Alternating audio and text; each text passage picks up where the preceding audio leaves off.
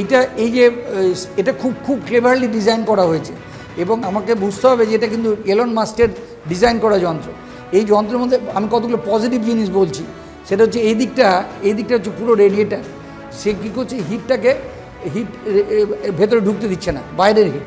আর এইটা দেখুন solar panel, যারা কিন্তু সোলার পাওয়ার জেনারেট করছে, অর্থাৎ সোলার প্যানেলে আগে যে এইভাবে সোলার প্যানেলগুলো থাকতো, সেই তার বদলে সোলার প্যানেলকে একদম গায়ে বসিয়ে দেওয়া হয়েছে। এটা হচ্ছে 1 নম্বর ইম্পর্টেন্ট পয়েন্ট।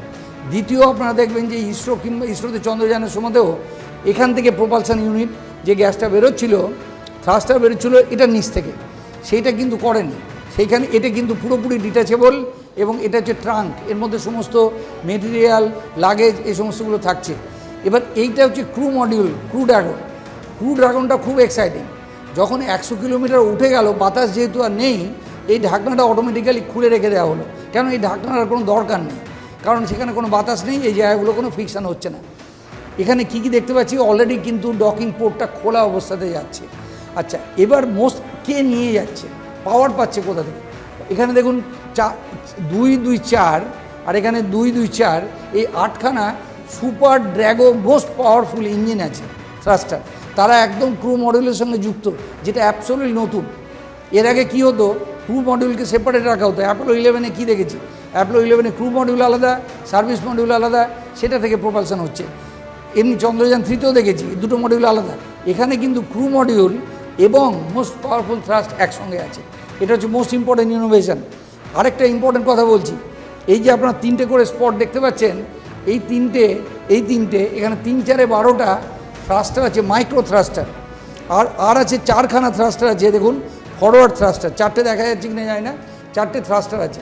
এইভাবে 3-4-12, 8-4-16খানা, এই 16খানা থ্রাস্টার খুব ইম্পর্টেন্ট। 16খানা আগে আপনার মনে আছে সুনিতা উইলিয়ামসের কেসে বোয়িং স্টারলাইনার 28খানা থ্রাস্টার ছিল, তার মধ্যে 5টা নষ্ট হয়ে গিয়েছিল।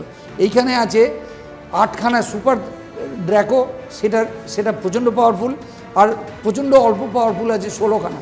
তাদের কাজটা কি? তাদের কাজ হচ্ছে এই ডকিংয়ের সময়।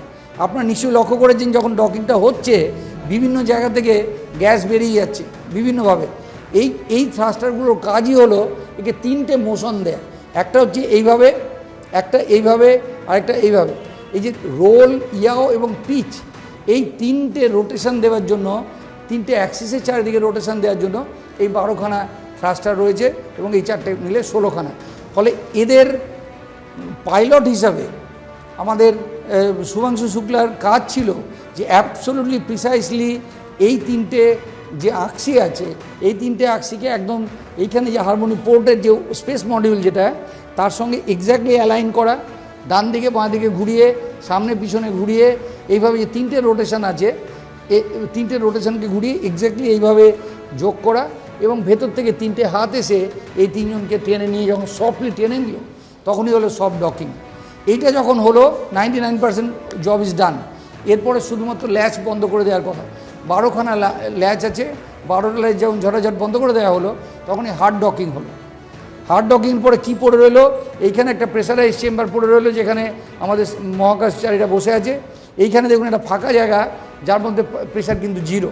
আর এইখানে দেখেন যে পোর্টটা আছে, এই পোর্টটার মধ্যেও কিন্তু জায়গাটা ফাঁকা, অর্থাৎ একটা ফাঁকা জায়গা রয়েছে যেটা মহাশূন্যের একদম শূন্য প্রেসার।